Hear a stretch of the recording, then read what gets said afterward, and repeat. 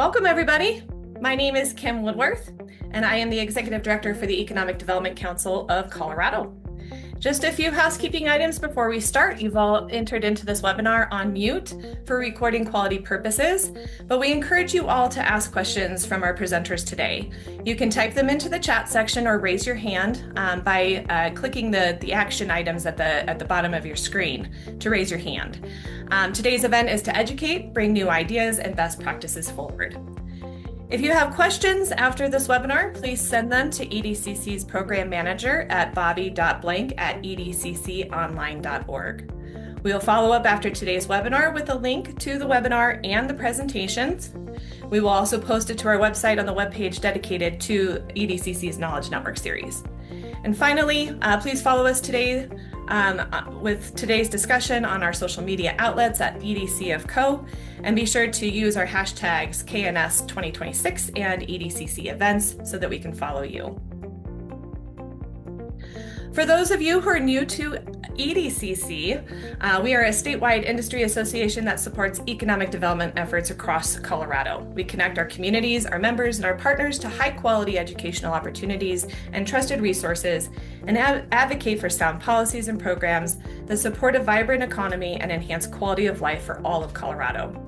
EDCC members come from a variety of settings. We are rural and urban, public and private sector, for-profit and not-for-profit, and include individual communities, counties, and regional organizations, local and state government, chambers of commerce, universities, and private industry. For those of you who are new to the American Planning Association, our Colorado chapter, APA Colorado is a professional association that provides leadership in developing resilient, inclusive, sustainable, and equitable communities across Colorado. They advocate for excellence in planning, deliver certification maintenance and professional development, and empower leaders and citizens to protect our built and natural environment.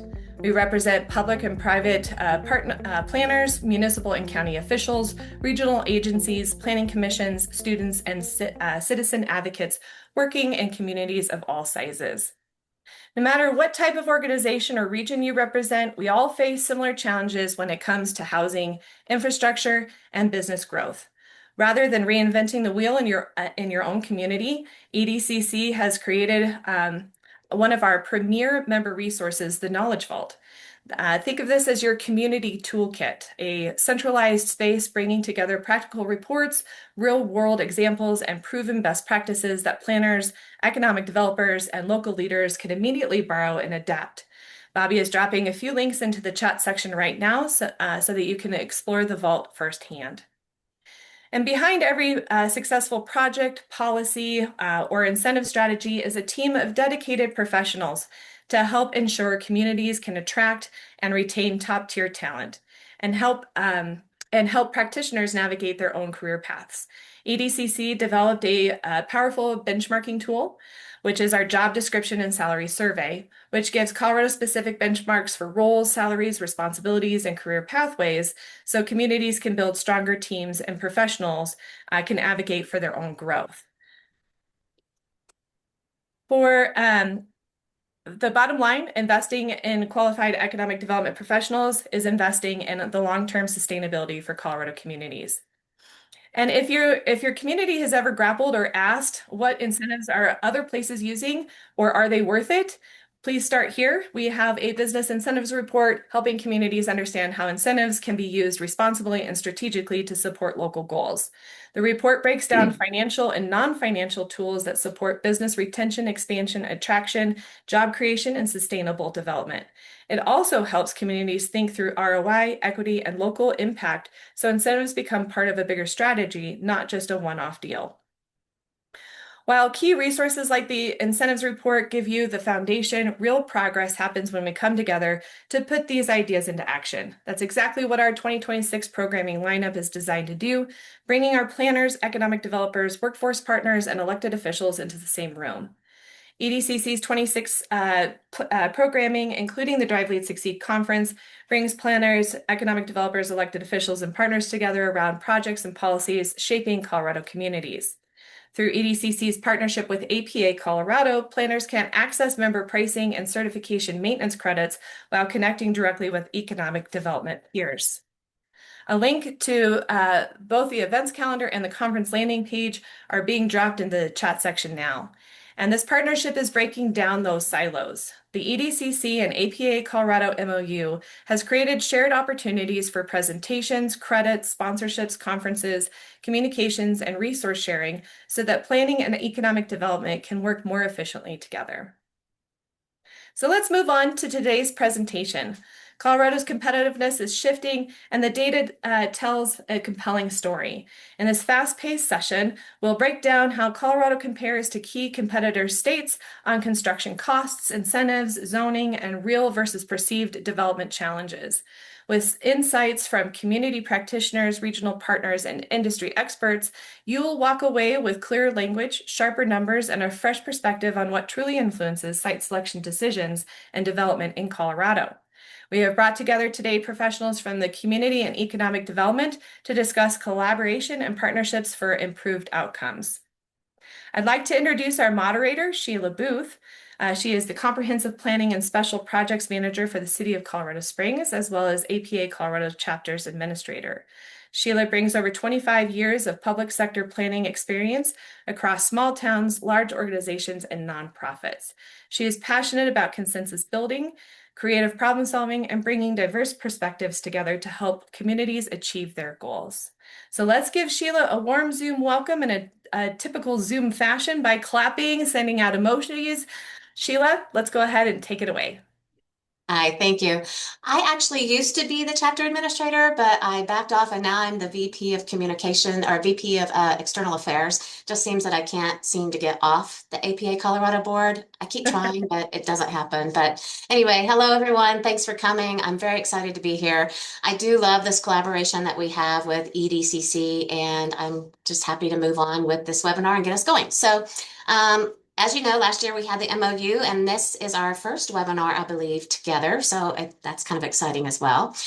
Today we're going to show the impact of our two industries and what we can do to work together. I know there's always seems to be a perceived gap between our communication and collaboration, so I'm hoping that this can get that bridged together again. So our presenters are going to highlight data and case studies of that collaboration, and we're going to start it off with Jonathan Flores with Metro Denver EDC. Perfect. Let me share my screen so you all can see the slides. All right. Hopefully you all can see that okay. Perfect. So, good morning, everybody. My name is Jonathan Flores, and I am a research economist for the Metro Denver Economic Development Corporation. And I'm here today to help set the stage for Colorado competitiveness by sharing some of the data side of things. But before I do that, I do want to tell you a little bit about the EDC. We are the largest privately funded economic development organization in Colorado, with more than 100 communities and economic development agencies in the 12-county Front Range. And we have a clear mission to enhance the regional economy through the expansion and retention of primary jobs and capital investment. Now, I mentioned that I work for the EDC, but more specifically, I'm part of the economic competitiveness team, which includes me, research economist Andrew Wright, and senior economist Sean Bragg, who would be the one giving this presentation, but he is on paternity leave dealing with something less predictable than the economy. Jokes aside, the ECT has a dual mandate where we do internal reports like our TMCC report and site selector feedback, and on the other hand, we do client work. Now, I think it's important that if we're going to talk about Colorado competitiveness, we have to first think about competitiveness against what? And for this presentation, we're looking at a group of states that Colorado regularly finds itself competing with for businesses, investment, workers, and major development projects. States like Arizona, California, Florida, the list you see on this slide. And these markets are not all competing with Colorado in exactly the same way. Some compete aggressively on cost and incentives, while others on talent, technology, infrastructure, or quality of life. So as we move through the data, the goal is to see where Colorado holds its advantages and whether those advantages are strong enough to overcome the areas where competitor states may be stronger. Now, for this presentation, a lot of this data I'll be pulling from will come from these three sources. On the top left is our annual Towards a More Competitive Colorado report, which looks at 38 key indicators across 8 categories and sees how Colorado ranks relative to the rest of the nation. And then this report actually came out around January, and we will be releasing the 2027 TMCC at the end of the year. So be on the lookout for that. On the bottom, we will also be pulling from our site selector feedback report, where we took a lot of the key themes we heard from site selectors and found the relevant data to see how it all connects. And finally, on the top right, something you all might have seen on the news is the CNBC rankings. Now, I'm going to start us off with this table from the TMCC report, which may appear quite daunting at first, and honestly, you might think it's a piece of abstract art rather than an informative table. However, it actually serves as a comprehensive summary of our TMCC report. The table directly compares Colorado with all of its competitor states across the 8 major categories and 38 indicators. And in this comparison, green indicates that Colorado performs better, while red indicates that it performs worse. And dark green and dark red represent a difference of 15 places or more, either better or worse. And since we won't have enough time to talk about every indicator, I thought showing you the table can give you an idea on how Colorado fares in our TMCC report. And you can see things are very green in health, innovation, and energy, but you can also see things are pretty red for taxes and some education, economic vitality, and livability metrics. From the CNBC side of things, the major piece of news is how Colorado fell 14 places from 11th to 25th in the ranking of top states for business. And this data point comes as a shock after how well Colorado was doing over the past decade. But I think it's important to put that decline in some context. This wasn't necessarily a case of one single indicator suddenly collapsing. CNBC evaluates states across 138 individual metrics that are grouped into 10 categories. And when we look underneath the overall ranking, Colorado lost ground across a pretty broad portion of that scorecard. In fact, Colorado declined in 8 of the 10 categories this year, and this chart highlights some of the most significant. The sharpest decline came from infrastructure, where Colorado went from 11th to 32nd. And that is particularly important because infrastructure is CNBC's most heavily weighted category, accounting for 17.6% of the overall score. And to understand this shift, we need a little bit of context as the definition for infrastructure has also evolved, where for the first time this year, the ease and speed of permitting was considered. And as you all will see in a future slide, Colorado does not do great on that metric. But infrastructure wasn't the only issue. Colorado's economy ranking fell from 21st to 28th, business friendliness from 22nd to 29th, access to capital from 12th to 17th, and cost of living slipped further from 47th to 49th.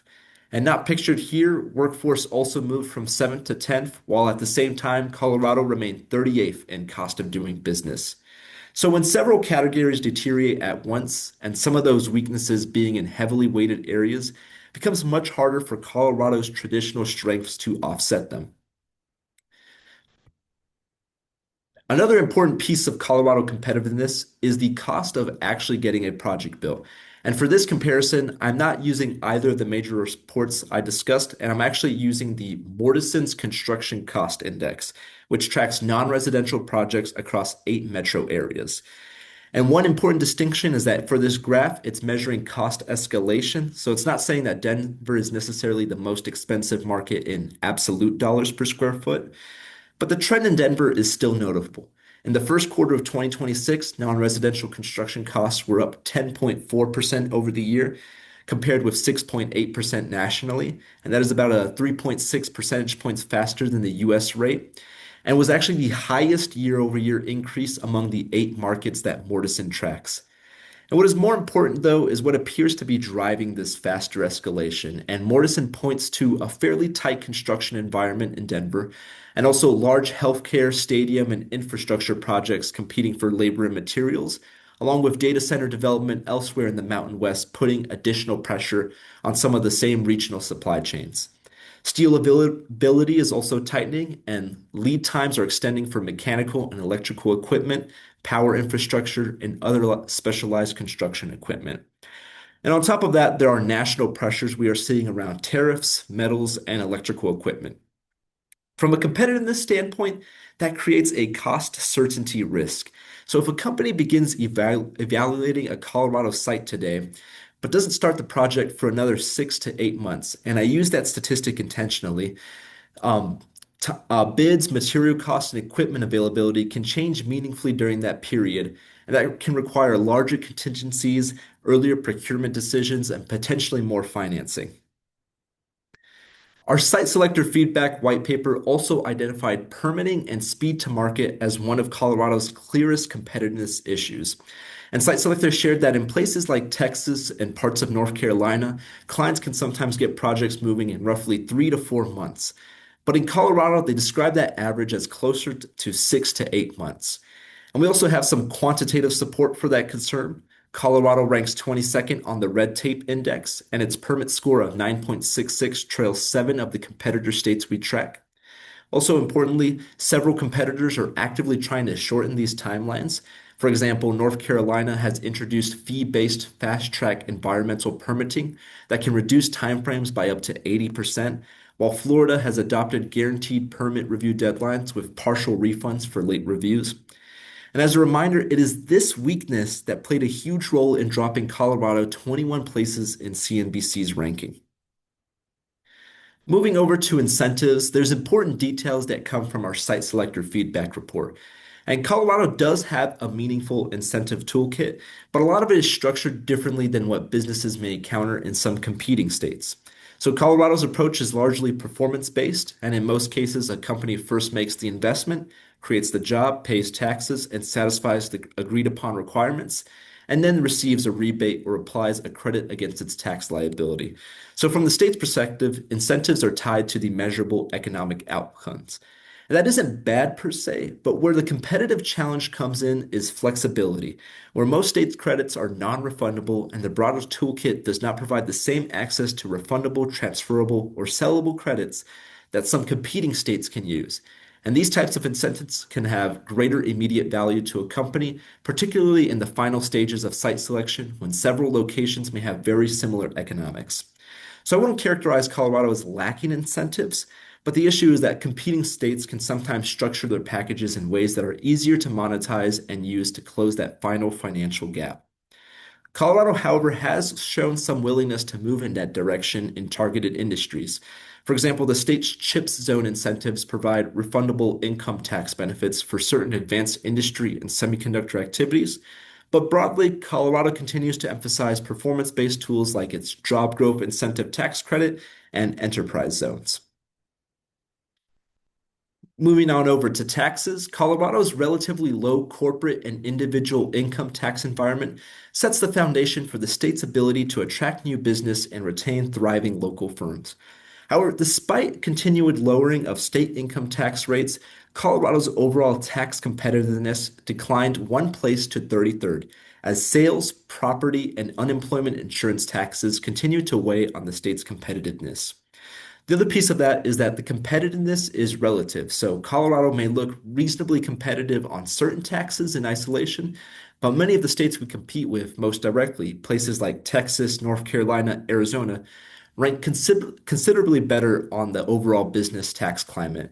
And our TMCC analysis specifically identifies tax competitiveness as an area of concern as competitor states continue to pursue tax reform. Another issue that came through very clearly in the site selector report was regulatory predictability. And just to clarify, I'm not saying that Colorado has too much or too little regulatory involvement. In fact, Colorado is still viewed as having a relatively balanced regulatory environment. The concern is whether companies can confidently understand what the rules will be and how those rules will be applied, and whether those expectations could materially change while they are making a long-term investment decision. And that matters because many of the projects we compete for have very long investment horizons. A manufacturer, data center, or emerging technology company may be making a decision today about an asset that will operate in Colorado for the next 20 or 30 years.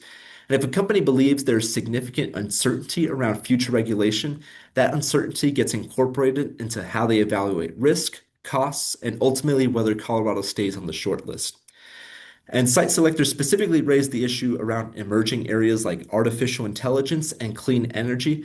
And again, their message wasn't that Colorado should avoid regulating these industries, but that moving too quickly or creating requirements before the market and technology are well understood can lead to some unintended consequences. A lot of what I've shown so far has focused on where Colorado is losing ground, but I don't want to leave that impression that Colorado has somehow lost the underlying assets that made it competitive in the first place. So I want to end with a few areas where Colorado continues to perform very well.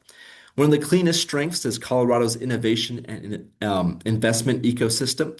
The state ranks fifth nationally for SBIR and STTR grant funding per worker, with nearly $190 million awarded to Colorado businesses in 2024. Colorado also ranks seventh for proprietors as a share of employment and has remained in the top 10 on that measure since 2000. Colorado also continues to benefit from its concentration of aerospace and federal research activity. The state ranks eighth for NASA awards with roughly $903 million across 500 direct awards. And finally, venture capital also is really good at $5 billion. This moves Colorado up to sixth nationally relative to the size of its economy. And it's ranked in the top 10 on this measure every year since 2000. Another competitive advantage that I think is easy to overlook is also Colorado's connectivity. For a state located in the middle of the country, Denver International Airport gives businesses unusually strong access to both domestic and international markets. Den handled 82.4 million passengers in 2025, and it now ranks as the fourth busiest airport in the United States and 10th busiest in the world. It also provides service to 235 nonstop destinations, 200 domestic, and 35 international. And the airport itself generates an estimated $47.2 billion in economic impact. But for this presentation, I think the bigger point is what DEN enables across the broader economy through supporting business travel, talent mobility, and more. And I want to end with what I think is probably Colorado's most durable competitive advantage, which is its talent base and the broader workforce ecosystem around it. And throughout the site selector report, this was one of the areas where the feedback was consistently positive. Colorado's depth of education to career pipelines was described as something that other regions could look to as a blueprint for workforce sustainability. Site selectors also highlighted the concentration of highly skilled workers here, but just as importantly, workers who are adaptable and able to move across industries and emerging technologies. And that aligns with a lot of the quantitative data we've already seen. Colorado continues to rank among the leading states for educational attainment and technology, employment, and even in the latest CNBC rankings, technology and innovation actually improved to sixth nationally. And CNBC also ranked Colorado as one of the best states for workers to get educated and trained for 2026. So after looking at all of these measures, I think the Colorado competitiveness story is really a story of trade-offs. We have very real challenges around cost, construction, infrastructure, permitting, incentives, and regulatory certainty. And those issues do matter, and our competitors are actively trying to improve in many of those areas. But Colorado still has assets that are extremely difficult to replicate. Deep talent, a strong innovation ecosystem, access to capital, national and international connectivity, and an economy positioned around many of the industries expected to drive future growth. And that concludes the presentation, but I think we're going to save some of the questions for the end. So this is my email if we end up not having enough time to cover that. Thank you. Thanks, Jonathan. Planning and economic development both love data. See, our gap is already closing. It's so exciting. And as hard as it is to believe, planners don't like bureaucracy or increased timelines when it comes to entitlements and permitting either. So let's move on. Like Denver Metro or Metro Denver EDC, there are other organizations that are out there trying to make Colorado more competitive. So let's move on and hear from some of our case studies. Let's begin with Jenny Hall and Adams County. Sheila, let's see if we can pull off the sharing here. And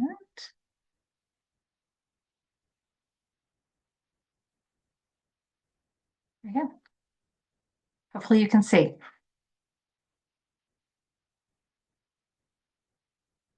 We are actually looking at your desktop, so make That's sure not you have the helpful, is right. it? You can see all the work I have to do. So pull up Actually, your, Kim, I'm going to let you, maybe if you can do it from your end, I think that might actually be better, just in terms of bandwidth and not to hold us up. But I'll have EDCC folks pull that up. Um, I saw quite a few familiar names as everybody was joining, so I know a lot of you that are on this morning. But for those of you that I haven't met yet, my name is Jenny Hall. I'm the Community and Economic Development Director for Adams County, where I've been for the last 5 years in that role. And prior to that, and this is actually very much on theme with our presentation today, I was in community development at City of Westminster and then moved into economic development at Westminster, which, like many of the organizations that we're going to highlight today, I think really follows that trend of bringing community and economic development together more closely, and they now have a combined department as well. So next slide, please. There we go. So I want to put things in kind of in proper context today, because there's nothing more frustrating, I think, for any of us than spending time going to a presentation where like nothing that was talked about there is relative to me and my community. So a lot of what I'm going to talk about is really from that perspective of Adams County, which for those of you that don't know, right, very much a part of the Denver metro area. But Adams County is over 1,200 square miles, so we extend pretty far east and get into some very rural areas. Population of over 500,000 when we combine our municipalities in there. The county is unincorporated and statutory, which matters a lot for incentives and processes. But most of our municipalities are home rule. So some of what we talk about in terms of process improvements and what that's looked like combining community and economic development, that's a really relevant point. I believe only town of Bennett, and I know we've got Savannah on here from Bennett, only Bennett is a statutory community for us. Adams is growing and young and majority minority population, so a lot of opportunities in terms of growth and development. But of course, we know that comes with a lot of challenges as well. So hopefully what I give you is still going to be relevant if you're coming from a more rural community, a much smaller community. But I do apologize, I'm coming from that metro area perspective. So next slide, please. So I want to give a little bit of context to how Adams County came to be a combined community economic development department, why that's worked well, some of the challenges that we still continue to work on today. So Adams County historically had an external economic development corporation. So that was the Adams County Economic Development team.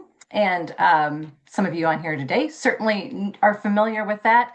It really thrived for a couple of decades where the cities and the county were focused just on the planning part and maybe some of the local small business interactions, but the large scale attraction was really done by ACED. In 2018, the county made the decision to do this combined community and economic development department. And for those of you who know Ray Gonzalez with Metro Denver EDC, that will make complete sense because Ray was the county manager at that time and he came from that background. So he really had a vision of understanding how tightly those things needed to be knit together to be more competitive and to be more effective.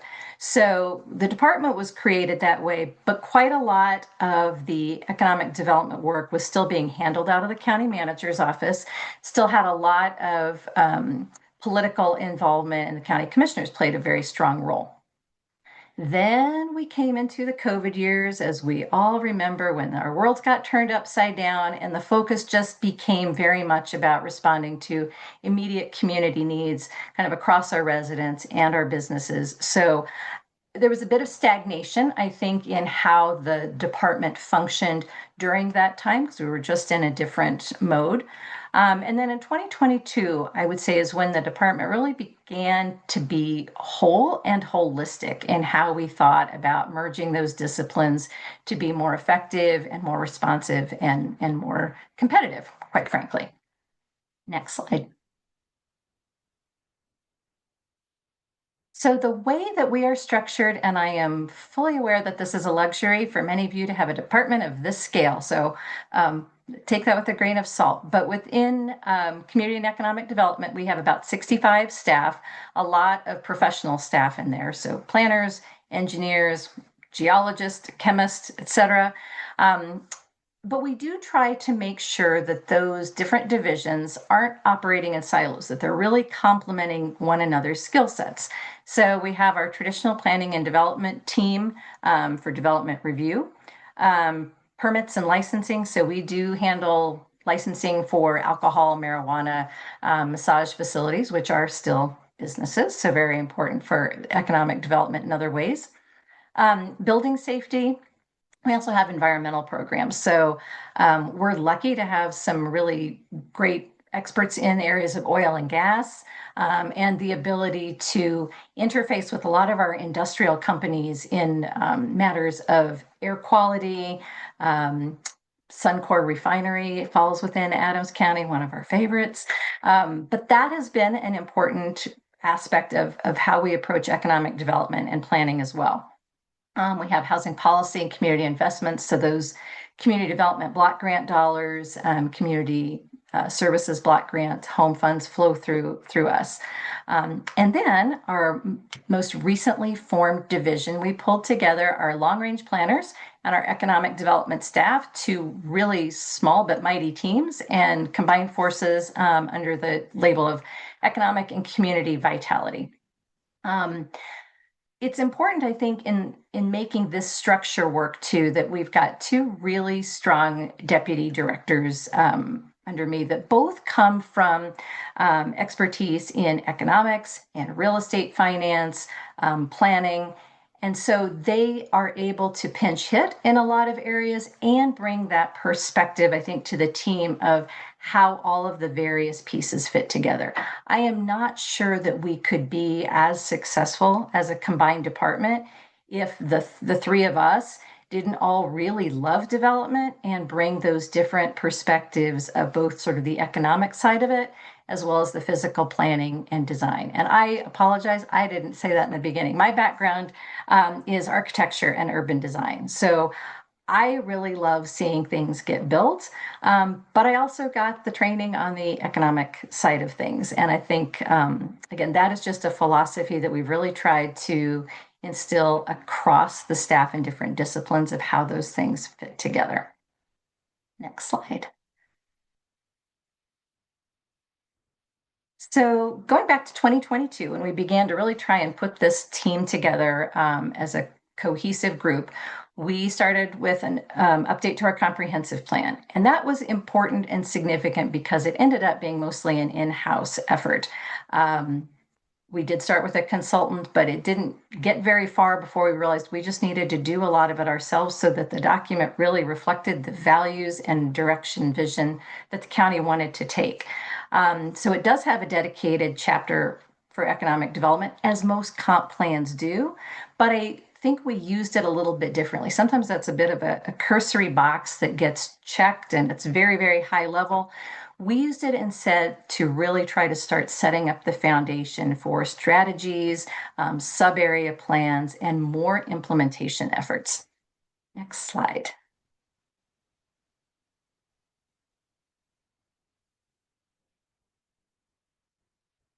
So you can see in kind of the language, the verbiage that we chose in how we articulated the economic development goals, that we were really setting this up for a lot of redevelopment and infill activity, as well as close partnerships with our municipalities. So as a county, while certain things do need to happen in unincorporated areas, we really wanted to try to drive a lot of the growth into the municipalities that have the levels of service delivery for residents and a lot of the businesses.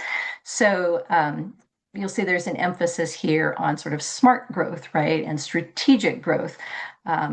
Pretty important when we've been growing, at over 3% per year. Next slide. So I'd really like to say that, yes, everything worked smoothly and people hold hands at the end of the day and celebrate each other. But no, of course, there have been some conflicts. I think that honestly, there has been less within the department and more getting the department sort of fully placed within the rest of the organization. So some of the challenges that we have seen at times have been with our public works department. We work very closely with them as all community and economic development folks tend to, right? They are the ones getting the roadways built, often overseeing utilities, not in our case, but in many. And public works professionals are often just so much in the moment and trying to respond to a particular project that they're not always pro development. And so we've had to try to work through the communications process and getting them on board earlier with this is something we are really trying to support. Let's help you problem solve on your end. I think some of the other conflicts we have had is as the county has transitioned from, what was very much a county manager and county commissioner led approach to development to turning that over into more of a professional staff, professional county manager structure. And so from time to time, there is still a little bit of lane drift, but I think overall, the last 5 years have been pretty successful in moving us in a direction of complementary efforts and support for one another. Next slide. So this, I'm sure, will ring true on one end of the spectrum or another with most of you. So I think when you first start putting community and economic development folks together, it's a lot of resolving what are perceived irreconcilable differences, but really with a lot of information sharing, they're not at all.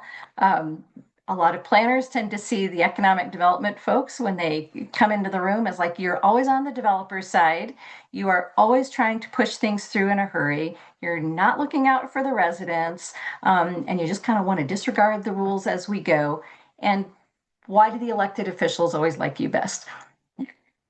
On the other side of the table, right, the economic development folks get very frustrated sometimes with the perceived concepts of planning that everything's got to go through a public process. We are going to adhere to the rules no matter what. We're not going to question them, and no sense of urgency. Of course, I hope everybody on here today knows those are really polar opposites that in reality tend not to be true. It's what we're doing today to try and bridge that gap. But the way that you approach those conversations makes a very big difference. Most of the time, right, all of us really are trying to get the development realized, and respecting one another's roles is pretty central. So on the next slide, I'm going to talk about some of what we've done to try to bridge that gap within our department. Next slide, please.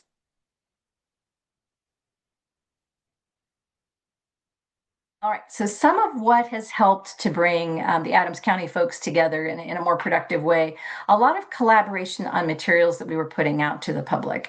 That includes a business guidebook where our economic development professional that led that work went out and had very specific conversations with everyone. She was able to learn some more about the development process or different permits or regulations that applied as she put that together. And at the same time, she was able to share with other department staff exactly what the purpose of this was and how to present things in a business-friendly sort of format. We have also started bringing, as we do sub-area plans, corridor plans, we just did one for the town of Strasburg, adding that neighborhood economic development strategy into that. So the planners and the economic developers working side by side from the beginning in their interactions with the community. We've tried to start doing a bit more advanced problem solving meetings. So when we know we've got a particularly difficult site or a major prospect that's going to need a bit more hand holding, not making the pre-application meeting with the applicant the first interaction, but having an internal meeting where we really kind of unpack what are going to be the challenges and the strategies that we might need to do to problem solve ahead of time. And it makes those initial meetings with the applicants a lot smoother, brings everybody into it with the, okay, we're going to figure this out. It may not fit neatly into our existing rules or regulations, but if we're creative and proactive, we can probably figure out a way to make things happen.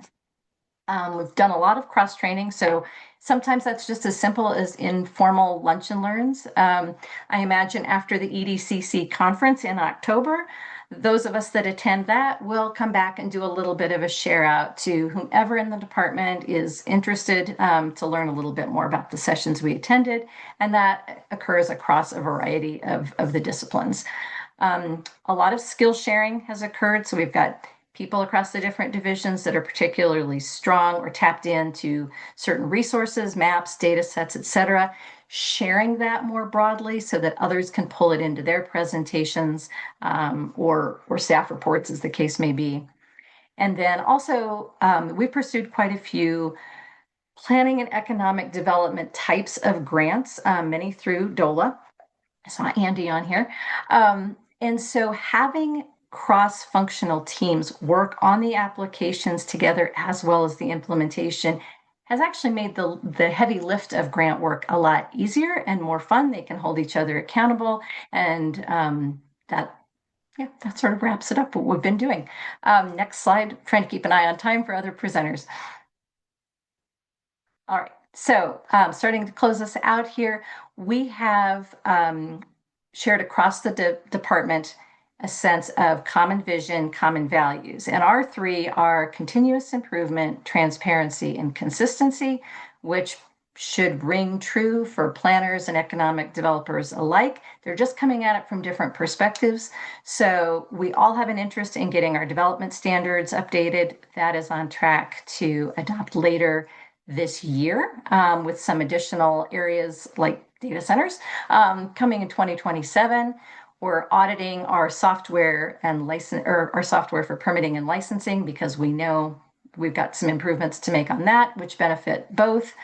In terms of transparency, we launched a new economic development website with a lot of links and resources, and have been using public input as our platform for community engagement. If anybody has questions about that later, happy to share how that has worked really, really well for us. And then consistency, right? That we are getting as much as possible the same answers out, regardless of the community that it comes from.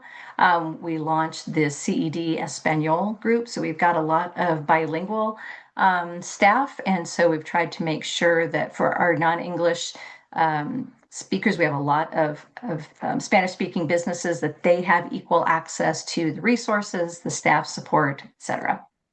Next slide.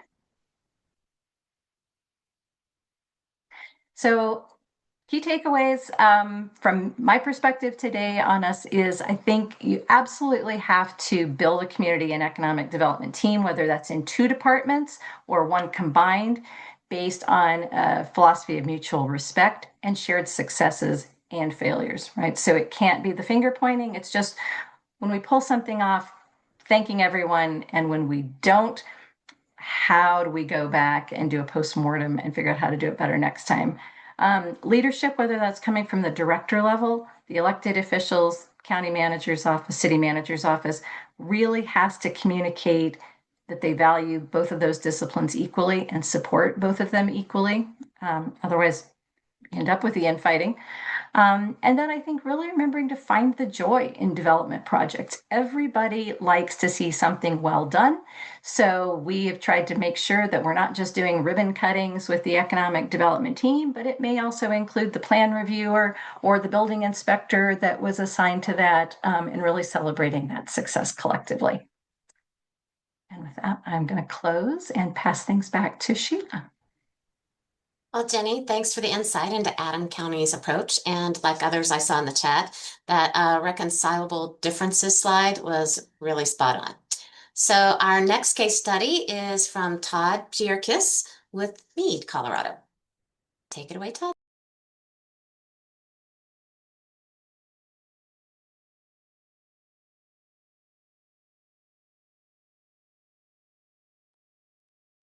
Very good. Thanks, Sheila.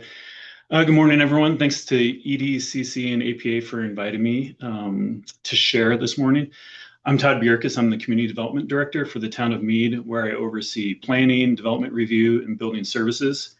My background includes 20 years of experience in urban planning and landscape architecture, 18 years of those serving local governments of growing communities. And for the last 8 years, I've served in the Community Development Director role for the town of Erie, the town of Firestone, and the town of Mead. I've worked primarily in towns with populations ranging from 7,000 to 30,000 residents and led current and long-range planning efforts, building plan review, engineering review, construction, acceptance, etc. I also have a multidisciplinary education in architecture, landscape architecture, and urban planning.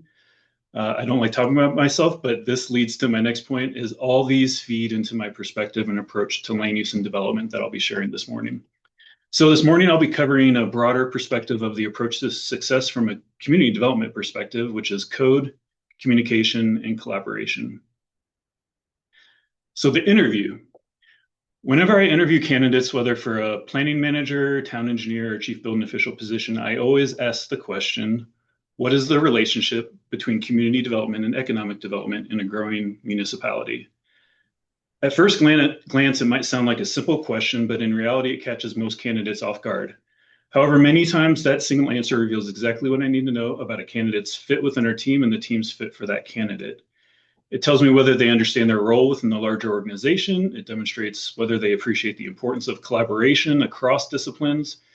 It reveals whether they see development as a series of isolated technical reviews or as a part of a broader strategy for building a successful community. Most importantly, it shows whether they understand that no meaningful economic development success happens in a vacuum. And over the years, I've concluded that successful economic development on the local government side rests on a simple but powerful framework. I know this is going to come off a bit clunky and certainly a bit contrived, but I've never been able to use a three-legged stool metaphor analogy, and I thought now's as good a time as any. So I've already used 3 C's, so I'll use 3 P's. In my experience, sustainable local economic development success depends on 3 elements. That's policy, professionals, and playbook. If any of those legs is weak, the entire system becomes unstable. So first off, policy, which is the vision. Is there an overall strategic vision by the city council, board of trustees, board of county commissioners, the elected officials, et cetera, to attract, accommodate, and retain commercial development, and to what degree? Does the community's elected leadership have a clear vision? Have they conveyed what kind of growth they want? Do they want to attract commercial investment? Do they want to retain existing businesses, diversify the tax base, create employment opportunities? Because before staff can facilitate development, we need to understand what success looks like within those policies. Without a consistent strategic vision from elected officials, even the best development proposal can face significant headwinds.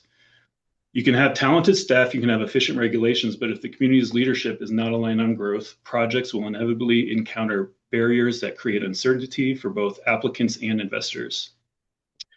The second P, professionals, or the people. Having the right vision is important, but having the team to execute it is essential. Is the staff able to carry out that vision? Do they have the skills, experience, judgment to review these complex projects?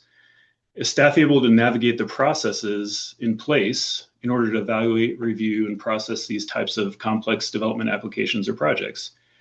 And is there a personality of culture where everyone is pulling in the same direction? Do departments collaborate effectively? Can planners, engineers, building officials, economic development staff, and partner agencies work towards that common goal? Or are they operating in separate lanes? In my experience, development projects succeed when professionals understand that they're not simply reviewing their part of development plans. We're helping guide investment into the community. And that requires technical expertise, but it also requires responsiveness, communication, and a service-oriented mindset. An applicant's experience should feel as though the process is through one single organization, not multiple departments. If staff are unavailable, inconsistent, or the process is overly bureaucratic, projects can stall regardless of how good the proposal could be. And then the last P, policy, which is the framework. For the local governments I've been a part of, that includes the comprehensive plan, regulations such as Unified Development Code, zoning ordinances, design standards, engineering standards and specifications, development processes. Within all these plans and regulations, the question to answer is pretty straightforward. Do your regulations actually support the vision your community is trying to achieve? Often communities adopt ambitious economic development goals, but continue or are stuck operating under codes written for a completely different time, market, or vision. When that happens, projects become difficult, not because they're bad projects, but because the framework designed to or updated to accommodate them and give them community success is broken. A strong playbook creates predictability.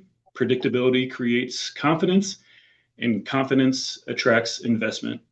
And that was for all you Yoda fans out there. When one leg fails, through my experience, if any of those legs isn't strong and stable, good projects likely won't have success, won't be approved, or waiting in process and bureaucracy for such a long time that the window for a project's viability has come and gone. For instance, even if the municipality's staff is skilled, professional, and well-intentioned, and the development code accommodates a thorough but efficient process, if the current political headwinds are not consistent with this vision or level of growth, several areas will then exist to get a project entitled and out of the ground. On another leg, if the professional staff doesn't communicate, aren't available or collaborative, or mired in procedural bureaucracy, or just aren't experienced in that type or scale of project, the project will have procedural challenges and delays.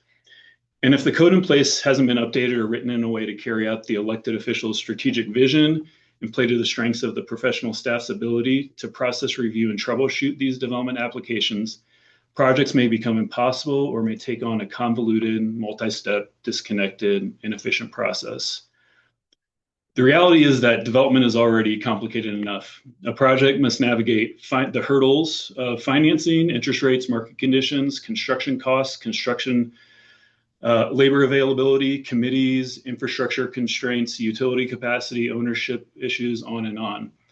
Local government as a whole can't control most of those variables, but we can control our policies, our people, and our processes. So how I approach my job and team is that community development should never be the reason a good project fails. We may not be responsible for every project's success, but we can absolutely be responsible for navigating municipal barriers to good project success. So what does building a better development process look like in practice? Start with a robust code. And by robust, I don't mean thick or more. A strong code should accommodate most projects that are viable in today's market. It should provide clarity, consistency, predictability. At the same time, the code should not exist simply for the sake of regulation. Every standard should accomplish a purpose and intent, and every requirement should support a community objective. The code also needs to convey the appropriate level of trust the elected body has in the staff to responsibly regulate and guide development in an administrative and professional process as possible. I know that's really difficult, but it is an important element of this. Does every application go to the Planning Commission and elected board or council? Do only the higher decisions with impacts on the community at large, such as annexation, rezoning, preliminary plats, go to public hearings? And is the code and the staff capable and willing to enforce the adopted regulations as legally required and as intended? But also, something that's greatly important is where there's flexibility built in the system. Not every project fits neatly into every section of the code. Administrative adjustments, alternative equivalent compliance mechanisms, minor modification processes can often achieve the intended outcome without forcing the applicants to go into a lengthy variance process or other procedure. The goal is to maintain standards while preserving common sense. So one message I consistently communicate to applicants is this: reduce the number of times we touch your project. The more times we touch your project, the longer it will take. Every review cycle that I've been in is when we touch it, it adds another 4 to 6 weeks into the process. So every resubmittal creates delay. In communities with effective development processes, most projects should be substantially resolved within 2 review cycles, with a third serving primarily as cleanup. And I know that sounds crazy, but it has happened firsthand. It's not a unicorn. It's been done. When projects reach review numbers 5, 6, or 8, and I skip 7, you're welcome, something in the process is broken. And it's usually not because people aren't working hard. In most cases, it's because efficient and effective communication isn't occurring. So the most valuable meeting, in my experience, is often before the application. Early and often communication is essential. One of the highest return investments any municipality can make is meaningful pre-application and pre-design engagement. Nothing's worse than including a comment on the first review of a project to switch the location and orientation of the building with the parking. That single comment upends every aspect of work that it took to get to that first submittal and can trigger weeks or months of redesign to get the application in a way to resubmit it. And then that submittal review may very well look and feel like a first review, further extending the process. The entire development team essentially starts over in that next submittal. So monthly delays related to those big hurdles, such as the switching of building and parking location, could be resolved in a 15-minute meeting before the applicant's engineers, architects, planners, designers start putting pen to digital paper. The number of times we can cut off those big impactful revisions in pre-design or pre-application, when the application comes in, it has the greatest success of moving through the least number of reviews and shorter entitlement timeframe. In summary, the earlier major issues are identified, the fewer review cycles are required later. Good pre-applications meetings don't slow projects down, they accelerate them. Next, establish clear points of contact. Successful entitlement processes also depend on accountability. On the municipal side, applicants should know exactly who their project planner or project manager is. That individual should coordinate reviews, consolidate comments, communicate clearly through the process. Likewise, applicants should designate a project manager responsible for coordinating their consultants, managing their revisions, and ensuring responses are complete. Clear ownership reduces confusion, which reduces delay. And finally, quality control and quality control and quality control. We'll meet with the applicant consultants many times before resubmittal so they understand and feel confident that their revisions and resubmittal process or resubmittal address the comments or deficiencies.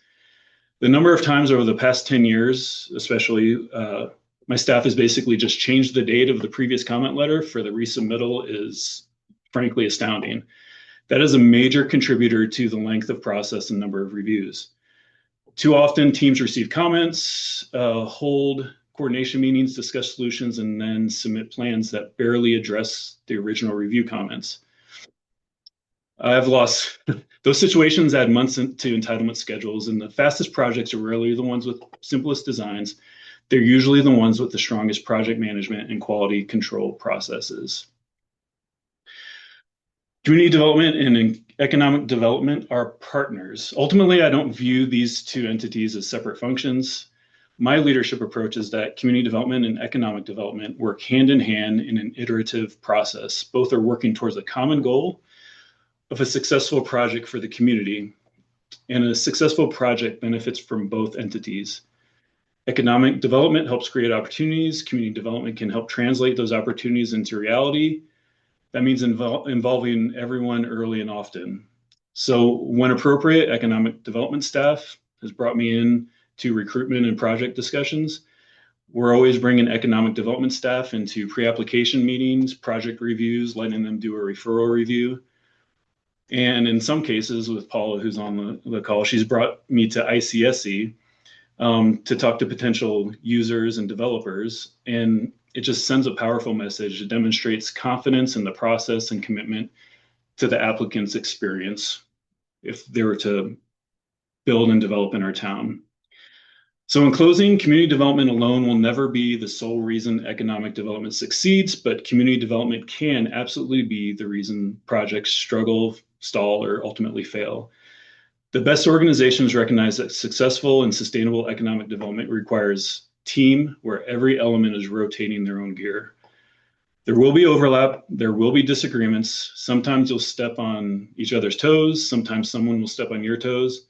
But when policy, professionals, and playbook are aligned, and when everyone approaches the process with good intentions, a shared commitment, and to value added outcomes rather than ownership, communities create an environment where quality projects can succeed.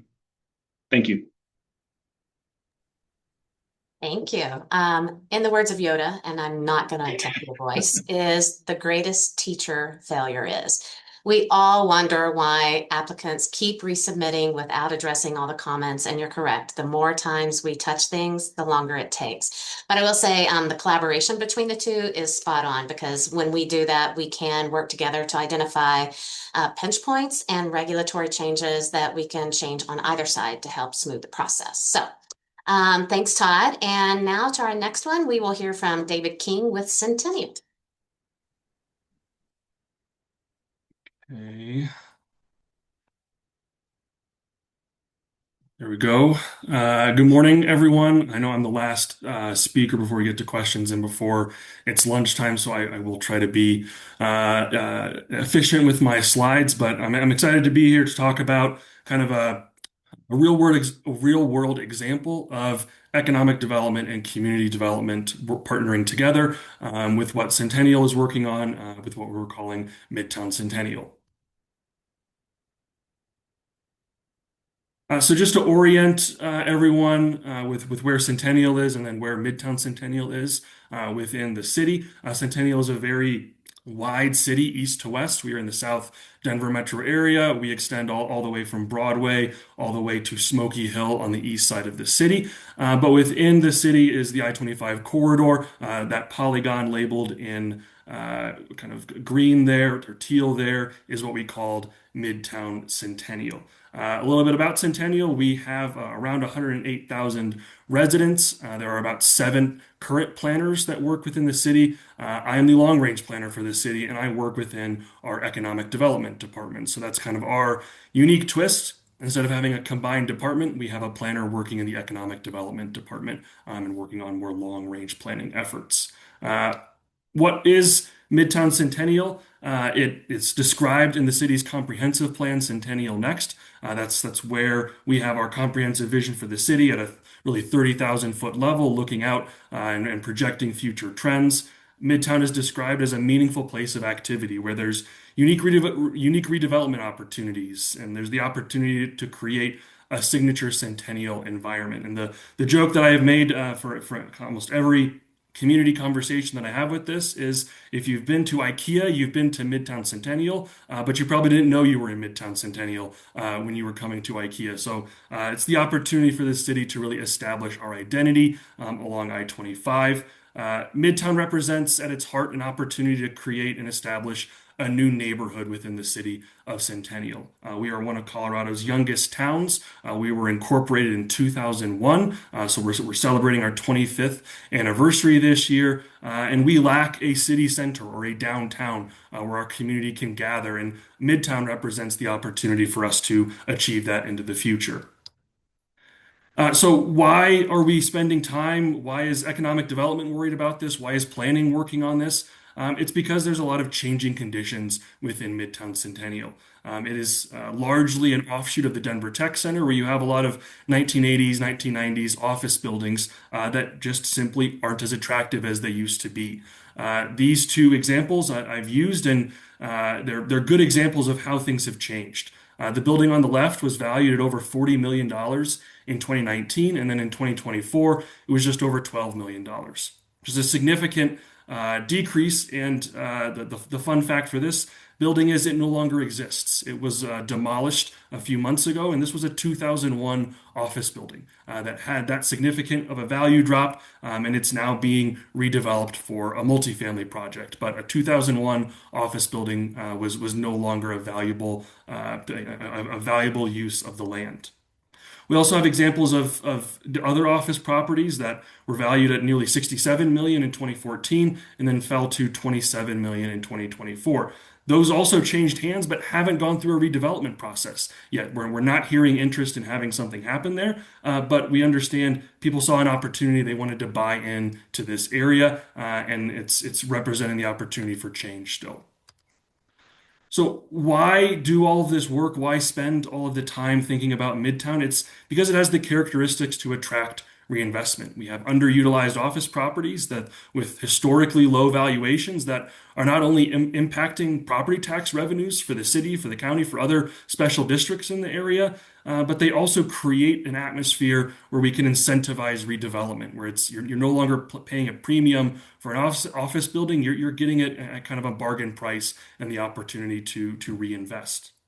And that creates the opportunity for a variety of uses to come into Midtown. This has historically been a commercial dominated area with a lot of office, some retail, but not a lot of other uses within Midtown. And we believe that there's the opportunity for that to change over the coming years.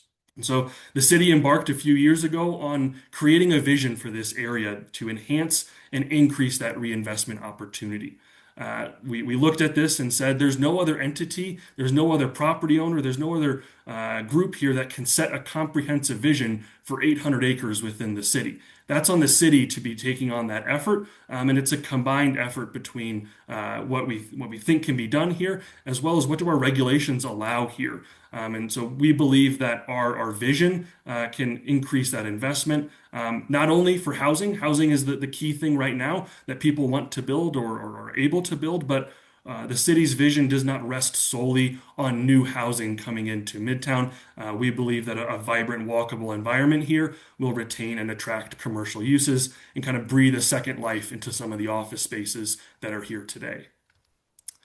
I'm really glad I'm following Todd because a piece of this is about creating predictability.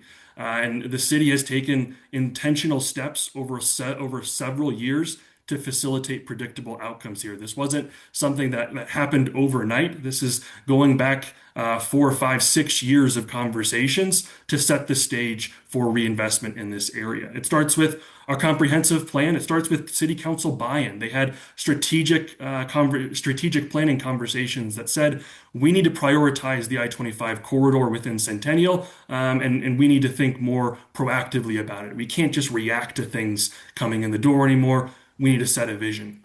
So it flows from our comprehensive plan to a sub-area plan to the creation of a mixed-use zone district. In a few years ago, we were saying no to essentially all residential projects in this area because we didn't have a zone district that would make sense for them. It was just a bread and butter office, light industrial zone district that occupied most of Midtown. Residential wasn't permitted. So we were saying no to good projects because we didn't have the policy foundation in order to say yes to it. And we've worked to rectify that, but also provide the potential for additional design standards that make sense, that are able to be delivered by the market, but also communicate the message that this is a special place, this is a different place than other parts of Centennial and other parts of the metro area.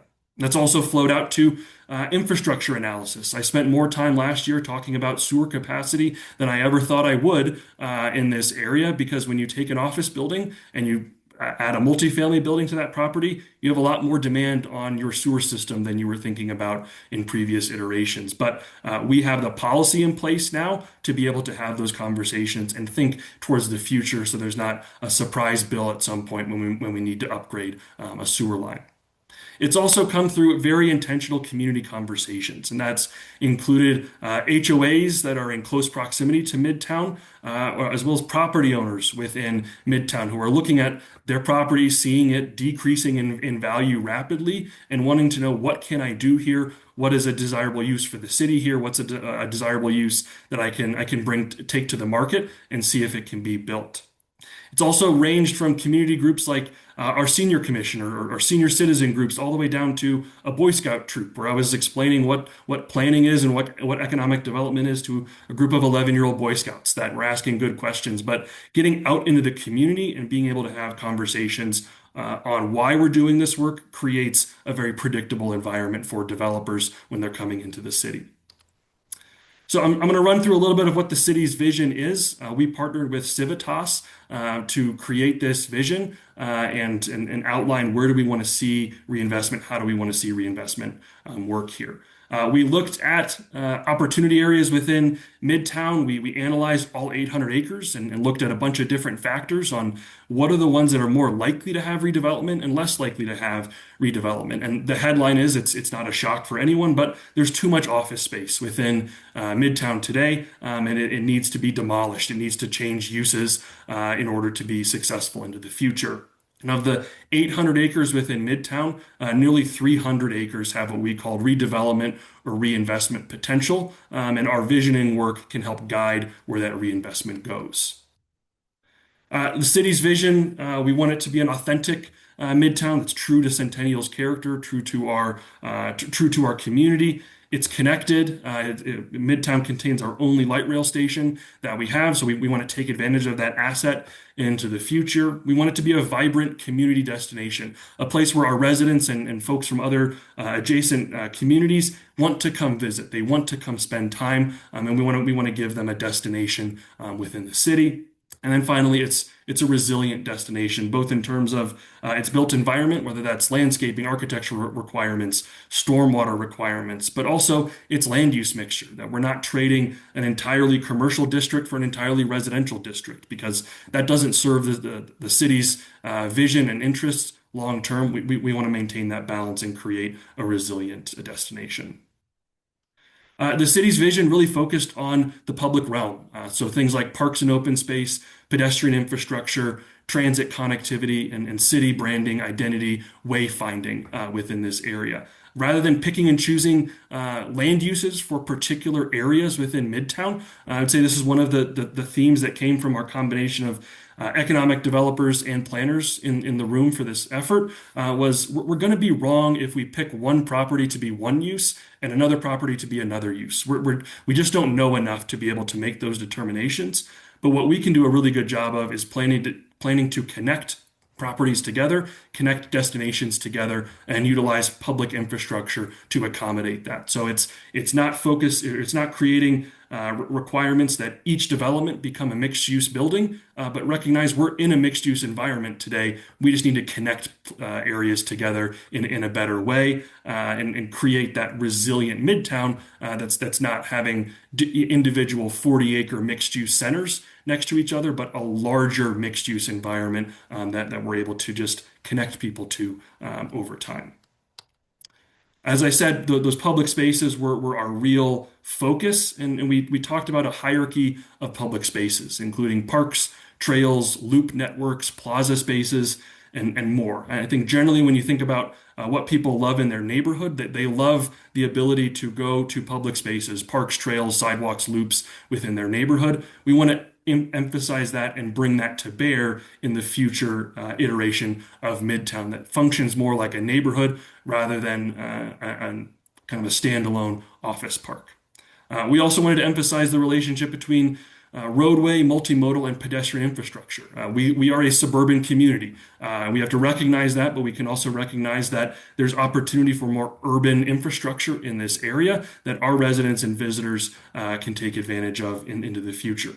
We're generally dealing with a built-out area. This is not hundreds and hundreds of acres of greenfield development. It's a built-out office park. There's pros in some ways that we have more infrastructure to work with, but it's also not a grid network. It's curvy streets. It's things that we wouldn't do today if we had the ability to control it. But we can now prioritize improvements over really multiple development cycles as properties come in for redevelopment opportunities. And finally, we wanted to create identity, create cohesive branding within this area, getting down to the details like lighting, street lights, signage, banners, the pavement style that really sends a message about the type of place you're in. I think we can all think about various places that we visited, whether they're in our community or other places that we've been, that we really enjoyed those environments. And it's those details that really come out and really create the place. And we want to, again, continue to provide predictability, study infrastructure like water quality and detention, traffic impacts, and other infrastructure elements over the long term. We laid out several big moves within the sub-area plan that looked at existing assets, existing development opportunities, and really set the stage to say these are the city's priorities for these really key areas as they move towards redevelopment. This was informed by our conversations with property owners and developers who own in this area and want to work in this area, but also thinking long-term about areas that may not be a key development or redevelopment opportunity today, but hopefully will be into the future. So we set out kind of our key priorities, our key moves that could happen here. And then we follow it up with a broader open space network. This is an example of some of the language that we provided in the plan, but creating those different hierarchies of trail spaces, those different hierarchies of roadways, public spaces, parks, plazas. This is a park desert, for lack of a better description in it today, because no one thought to build a public park in an office park when it was being constructed. There wasn't a need for that. But now as we start to add residents in that are expecting more of a community space, we wanted to be proactive with the planning for that into the future. These are just a couple examples of some of the park spaces that we called out within the plan, whether that's a plaza and park coming off of our light rail station, a more natural open space that you might expect to see in an existing Centennial neighborhood today. More of a community park where you just expect it to be right outside your back door that you're able to go to, can host events, but also really feels like a community park. And then we also have a kind of a hidden gem in Midtown today of a series of connected mini lakes, almost ponds that were really challenging to build today, but create a really unique redevelopment opportunity that we called out in the plan itself. So for next steps for the city side, we're seeing multiple development sites underway right now in Midtown. We have ground is being moved on multiple sites. We have other sites going through entitlement process.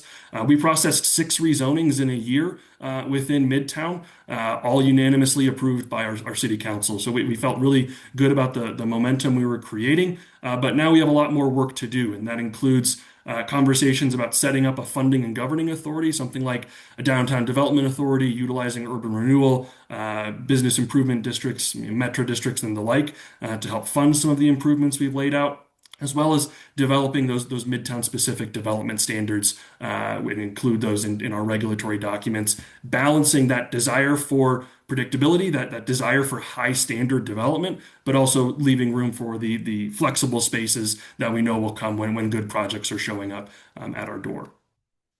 So some takeaways I hope come across through this is that Midtown has the potential, the ability to be the city center of Centennial, our downtown destination. We can accommodate a wide range of land uses. We've learned some lessons from previous planning efforts and said we want to be at a higher level than identifying good and bad land uses for each property. And we believe that our vision prepares the way for private investment. And that's that at the heart of it, it's really planning and economic development coming together, working together to create an actionable plan for the future that's not pie in the sky, can't be done, but also isn't just resting on what we see there on the ground today. And we think that's best done through public spaces and connecting people and places. So that's all I have. I'll stop sharing, and I think we'll transition over to Q&A. Thank you. So thank you. That was a great final presentation in our case study segment. I think we can all agree that creating predictability is one of the strongest tactics that we can all kind of move towards to be more competitive. So thank you, Jonathan, Jenny, Todd, and David for sharing your case studies, and that Colorado's greatest strength will always be collaboration. So next, as we close out the presentation, you all received a pre-webinar survey. And so we'd like to share the results of that. And do we have that slide to pull up? If you can pull that up. If not, I can kind of start talking about them. So the first thing that came from the survey is 5 ways we can remember to work together. Engage early and often. That is, I think, one of the key ones in pre-app meetings, coordination and comment meetings, shared goals, metrics. Anything we can do early on to stop the conflict is great. The second would be shared communication and business site support. One coordinated voice to the customer, shared site facts and process steps, building trust relationships, and building that with the new businesses together instead of separately. Number 3, cross-discipline learning and mutual understanding. learning how the other side operates and doing some joint training. We heard some of that during lunch and learn processes as one of those that was shared. 4 is co-design a clear path for business and applicants, creating guides for businesses and entrepreneurs to better understand the process of opening, operating, and expanding their business, streamlining permitting, timelines, and the cost, making sure that everyone understands all of that information up front so we don't get complaints about it down the line. And then aligning land use tools with economic development strategy. Use area-based planning tools to deliver economic development outcomes, site selection, urban renewal, brownfield development, enterprise zones, and transit-oriented sites. So I think these are some great things to take away from this and think about as you're working together in your own organizations. This list isn't all-encompassing and it's not set in stone, but it is really a reminder of how we can all work together to do this. So we have about 8 minutes to do some question and answer. So I thought I would start with a simple one and then jump into the chat to see if we have any other questions. I know some of you have thrown questions in there already and our team has been answering them. So I will start with one, and if you have any additional ones, please place them in the chat and I will jump to them and we'll do as many as we can. So our first question is for Jenny. What are examples of successful process improvements to simplify and clarify processes? So always work in progress, without a doubt. We can keep doing better. But Adams County has got quite a lot of brownfield sites, complex sort of environmental conditions, and I'll elaborate a little bit more on that sort of pre or advanced strategy meetings. That has been helpful because I think hopefully not everybody does this, but oftentimes pre-application meetings, you get the relevant staff that are going to be involved in the review process in, but they haven't really dug into the complexity of the site yet. And so the initial comments that they might provide an applicant are pretty high level. By doing those internal meetings to prep a little bit more on the particularly tough sites, that has helped us come into those first initial meetings with the applicant much more informed about, hey, here are some specific challenges where you may need to be working with, say, CDPHE or the state. We know that there's abatement issues, or there is a larger regional stormwater project that's going on, and here's how we want to make sure that we tie you into that early. So it's been that advanced planning piece that I think we have found maybe the most value and success in. It has to be case by case. It's not like just across the board here, this worked for everybody on everything. But that's my 2 cents. I'll turn it over to David and Todd, because I know they've got similar. Definitely. I think one of the things that worked really well when I was at the town of Erie and try to implement everywhere I go is application user guides. Specific to each different type of application. It takes a lot of time, but it can alleviate and eliminate a lot of confusion. We're actually saying, hey, here's the typical application requirements, submittal requirements that are part of it. You have some flexibility to check some off or eliminate some, add some at the bottom, depending on that specific project, location, environment, all that type of stuff. But then also having kind of a flow chart or a series of steps that you have to take to go through the process and what those timeframes typically are. Some places this won't work. They won't commit to a certain time frame. Where I've been, we've been small enough that we can control that pretty easily and commit to time frames, and that's really helpful as far as predictability in the process.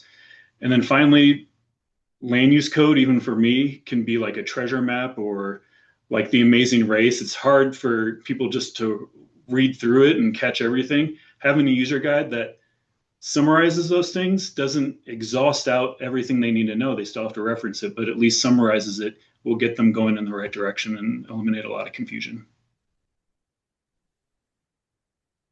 Anyone else? All right, I'm going to jump to a question that was in the chat, and it was specific, I think, to Jenny and your advanced problem solving meetings. But really, the question I have is, how do you integrate elected or appointed officials in that advanced problem solving process? Because we all know that can be a bottleneck as well. So do any of you have any examples of that? How we involve them early?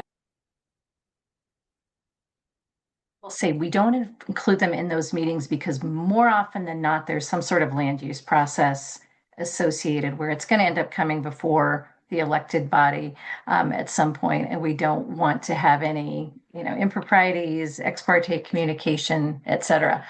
But we do have a really good back and forth sort of constituent services aspect to our relationship with our elected officials. So they know about something coming in, they make a warm handoff, they know something's stirring, and that'll usually come directly to me to share out with our team.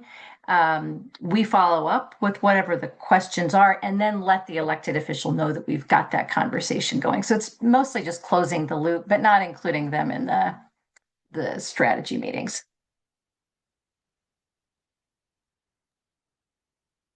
And I'm going to jump, Jonathan, I know you answered this one in the chat, but I'm going to ask it anyway.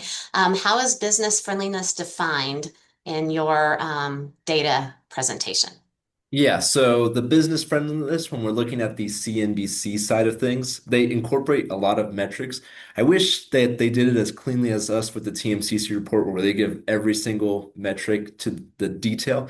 But essentially, in their description of how they talk about it, they say that they look at things like when it comes to the state's land use regulations, how hospital states are to emerging industries, like to AI and stuff like that. Also, if they are, how nice they are when it comes to innovation. Are they open to innovation sandboxes? And also, length and efficiency for permitting is also another detail into that. So it kind of ties in a lot of those little components to build out that whole business friendliness. All right. Next, I think we're going to jump to some questions. I think most of the questions in the chat have been answered. If you don't think so, you can, oh, I have a good one here. Some of this has to do with Tabor. So how does economic development and planning and some of the data metrics that you just presented, how do they relate to Tabor? I'm going to just say it out loud. I think so. Tabor is certainly a key piece of it, right? Making those multi-year fiscal commitments. I think another piece of it, though, really is that difference between those of us that are statutory versus home rule and what that allows in terms of providing direct assistance to a private entity. One of the tools, and some of the county folks on here will know it, that we spearheaded at Adams County to try to help was creating the County Revitalization Authority. So it has sort of some similarities in structure to urban renewal that allows you to get at target areas and reinvestment that is going to take multiple years, right? And not be constrained by Tabor. So I'm going to leave it there because I think others probably have some additional insight, but happy to answer more detailed questions if anybody has them.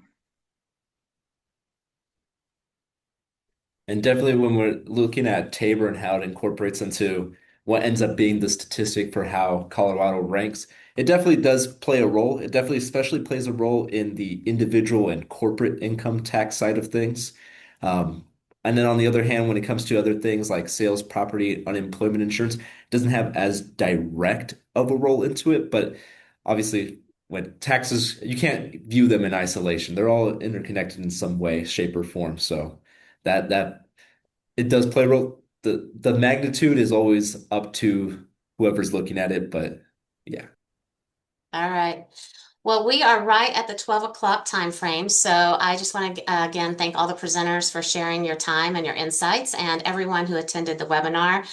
We hope you'll continue to talk amongst yourselves and your various organizations and help us again to make Colorado more competitive by working together. So I guess we will leave it at that. There's been some information added to the chat. We have a 3-minute survey. And again, here's everyone's contact information. If you have any questions, this was recorded. I'm not quite sure where it's going to be posted, but I'm sure if you reach out to the EDCC team, they will be able to get you that information.